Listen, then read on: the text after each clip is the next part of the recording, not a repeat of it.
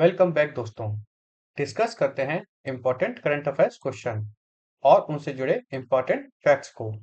नमस्कार, मैं हूं Abhay Singh, current affairs for exam से। किस देश ने श्री नरेंद्र मोदी को guardian of the blue horizon से सम्मानित किया है? आपके ऑप्शन है फ्रेंड, सेशल्स, मॉरिशस, मालदीव्स या फिजी। इसका सही जवाब है दोस्तों, सेशल्स। दोस्तों, हाल ही में सेशल्स ने प्राइम मिनिस्टर श्री नरेंद्र मोदी जी को अपने highest environmental honour Guardian of the blue horizon से सम्मानित किया है। सेशल्स के प्रेसिडेंट पैट्रिक हमानी द्वारा दिया गया यह पहला प्रेसिडेंशियल डिस्टिंक्शन है। आपको कमेंट सेक्शन में बताना है फ्रेंड्स कि सेशल्स की राजधानी क्या है। चलिए अगले प्रश्न पर आते हैं। कौन सा जहाज अदम्य class fast patrol vessel series का है? आपके ऑप्शन है फ्रेंड, अक्षय, विक्रांत, शिवालिक या करावती। इसका सही जवाब है दोस्तों, अक्षय।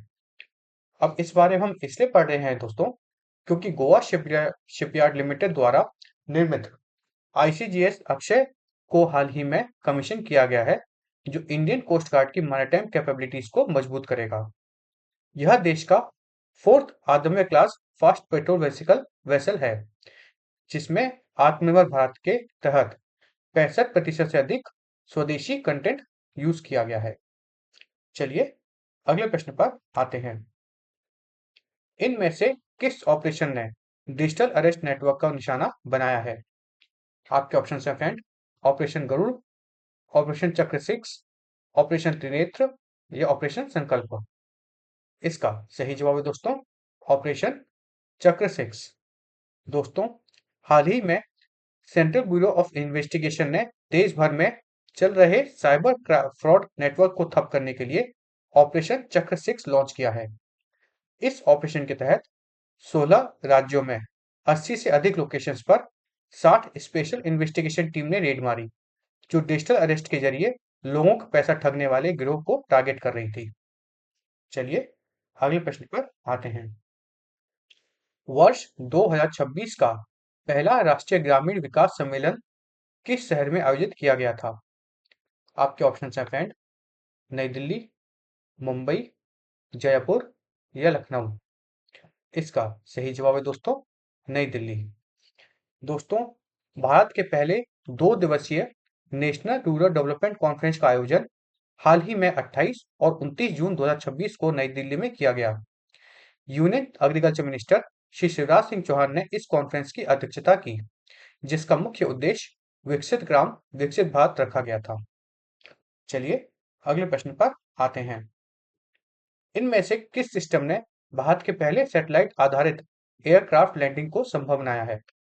आपके ऑप्शन हैं फ्रेंड, नाविक, IRNSS, ग्लोनास या गगन। इसका सही जवाब है दोस्तों, गगन। दोस्तों, भारत ने हाल ही में उदयपुर एयरपोर्ट पर इंडिगो एयरबस A320 के साथ देश का पहला satellite based commercial jet landing approach successfully complete किया है। यह लैंडिंग अप्रोच जो है फ्रेंड्स, वह DGCA के सुपरविजन में इंडिजिनियसली डेवलप्ड गगन सिस्टम का यूज करके किया गया है। और इस गगन सिस्टम को किसने डेवलप किया है फ्रेंड्स? तो इसे डेवलप किया गया है इसरो और एयरपोर्ट अथॉरिटी ऑफ इंडिया ने। अच्छा, गगन का फुल फॉर्म क्या है फ्रेंड्स? तो इसका फुल फॉर्म है GPS aired geo augmented navigation. चलिए अगले प्रश्न पर आते हैं। इनमें से किसे जून 2026 में फाइनल ऑपरेशन क्लियरेंस मिला है? आपके ऑप्शन हैं फ्रेंड, नेत्र, आकाश, प्रचंड या पिनाक। इसका सही जवाब है दोस्तों, नेत्र। दोस्तों, भारत का स्वदेशी एयरबोर्न सर्वेलेंस सिस्टम नेत्र AEWNC को हाल ही में फाइनल ऑपरेशन क्लियरेंस मिल गया है। नेत्र AEWNC को एक मॉडिफाइड एम्ब्रेयर ERG-145 एयरक्राफ्ट पर माउंट किया गया था और इसमें इंडिजिनसली मतलब स्वदेशी रूप से developed AESA radar, advance communication system और सिक्योर डाटा लिंक्स ऑनबोर्ड शामिल हैं। चलिए अगले प्रश्न पर आते हैं। ऑल इंडिया टाइगर एस्टिमेशन 2026 में किस तरीके का इस्तेमाल किया जाता है? Drone survey, radar mapping, camera traps या सैटेलाइट ट्रैप्स? इसका सही जवाब है कैमरा ट्रैप्स। दोस्तों, देश में व्हाइट टाइगर्स का डाटा पता करने के लिए जनवरी 2026 से छठवां ऑल इंडिया टाइगर एस्टिमेशन शुरू हो गया था, जिसकी फाइनल रिपोर्ट साल 2027 तक आने की उम्मीद है। यह एस्टिमेशन 3 फेज में होगा, जिसमें पहला होगा साइंस सर्वे, दूसरा होगा कैमरा ट्रैपिंग और तीसरा होगा जेनेटिक डीएनए सैंपलिंग। और इसमें डीएनए बेस्ड इंडिविजुअल आइडेंटिफिकेशन के जरिए टाइगर्स की डबल काउंटिंग को रोका जा सकेगा। चलिए अगले प्रश्न पर आते हैं। पूर्णा कुप्पम कृषि तालाब किस केंद्र शासित प्रदेश में स्थित है? दिल्ली, लद्दाख, चंडीगढ़ या पुडुचेरी? इसका सही जवाब है दोस्तों पुडुचेरी। दोस्तों, पुडुचेरी में स्थित 400 साल पुराने ट्रेडिशनल विलेज वाटर बॉडी अर्थात तालाब पूर्णा कुप्पम एग्रीकल्चर पॉन्ड का रिस्टोरेशन सक्सेसफुली कंप्लीट किया गया है। इसको स्थानीय रूप से मुजिया कुलम भी कहते हैं। इसमें लगभग 1.5 एकड़ में फैले हिस्टोरिक पॉन्ड के रेनोवेशन का काम किया गया है, जिसकी लागत 1.2 करोड़ आई है। इस रिस्टोर्ड पॉन्ड का उद्घाटन यूनियन फाइनेंस मिनिस्टर सी निर्मला सीतारमण जी ने किया। चलिए अगले प्रश्न पर आते हैं। इनमें से कौन सा पोर्टल दवाओं की कीमतों और शिकायतों की एक साथ जांच करता है? आपके ऑप्शन है फ्रेंड, ई संजीवनी, फार्मा सही, आयुष्मान या जन औषधि? इसका सही जवाब है दोस्तों फार्मा सही। दोस्तों, एनपीपीए अर्थात नेशनल फार्मास्यूटिकल प्राइसिंग अथॉरिटी ने हाल ही में 2 बड़े डिजिटल इंटरफेस फार्मा जन समाधान और फार्मा सही दाम पोर्टल को एक साथ इंटीग्रेट कर दिया है। इस इंटीग्रेशन से अब देश भर के कंज्यूमर एक ही सिंगल डिजिटल गवर्नमेंट इंटरफेस के जरिए दवाओं की कीमत वेरीफाई कर सकते हैं और ओवर प्राइसिंग के खिलाफ शिकायत भी दर्ज करा सकते हैं। एनपीपी जो है फ्रेंड्स, वो ministry of chemical and fertilisers के अंडर काम करती है और यह देश भर में drug price control order DPCO 2013 के प्रोविजंस के तहत शेड्यूल्ड मेडिसिन के लिए गवर्नमेंट अप्रूव्ड सीलिंग प्राइजेस को रेगुलेट करती है। बहुत इंपॉर्टेंट है फ्रेंड्स, याद रखिएगा। चलिए अगले प्रश्न पर आते हैं। एनएचएआई और एनसीएईआर ने किस क्षेत्र पर केंद्रीय भारत का पहला स्थायी अनुसंधान केंद्र स्थापित किया है? आपके ऑप्शन है फ्रेंड, कृषि अनुसंधान, अंतरिक्ष विज्ञान, समुद्री जीव विज्ञान या परिवहन अर्थशास्त्र?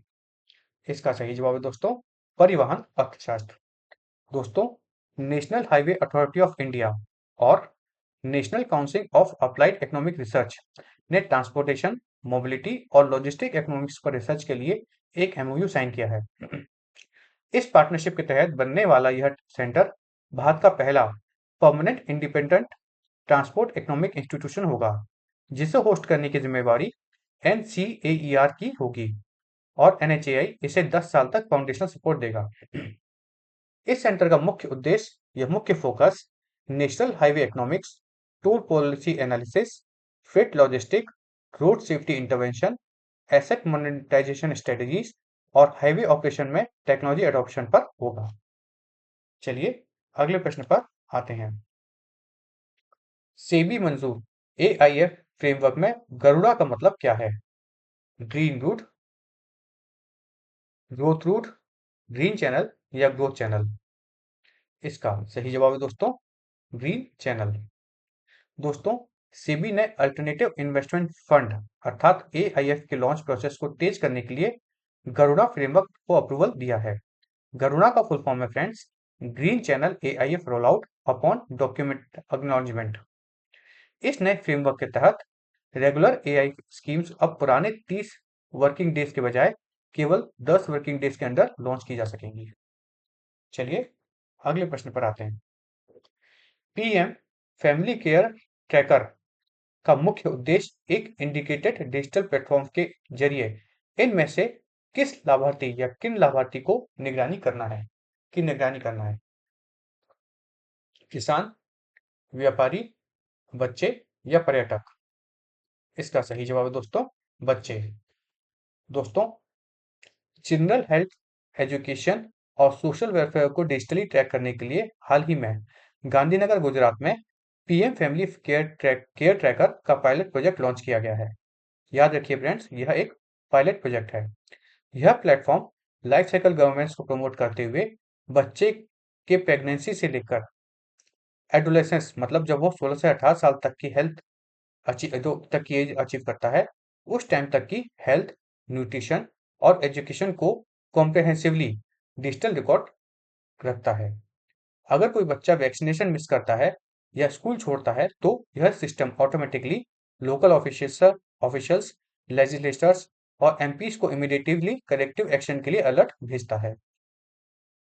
चलिए अगले प्रश्न पर आते हैं।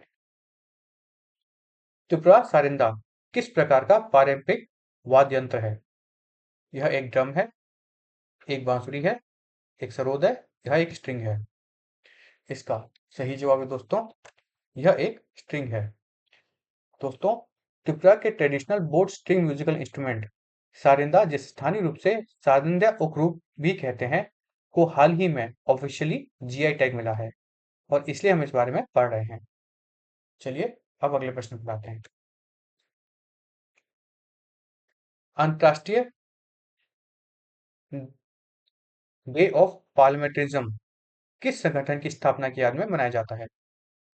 यूनेस्को, आईपीयू, डब्ल्यूटीओ या आईएमएफ? इसका सही जवाब है दोस्तों, आईपीयू। दोस्तों, हर साल दुनिया भर में आज के दिन अर्थात 30 जून को इंटरनेशनल डे ऑफ पार्लियामेंटरिज्म मनाया जाता है, जिसे यूनाइटेड नेशन जनरल असेंबली ने या यूनाइटेड नेशंस ने कहा तो साल 2018 के एक रेजोल्यूशन के जरिए ऑफिशियली स्टैब्लिश किया था। यह दिन साल 1989 में स्थापित आईपीयू अर्थात इंटर पार्लियामेंट्री यूनियन की एनिवर्सरी को मार्क करता है। चलिए अब कल का प्रश्न देखते हैं। कल हमने आपसे पूछा था, इनमें से किस ईंधन में 20% इथेनॉल होता है? आपके ऑप्शन है फ्रेंड, E10, E15, E20 या E85? इसका सही जवाब है दोस्तों, E20।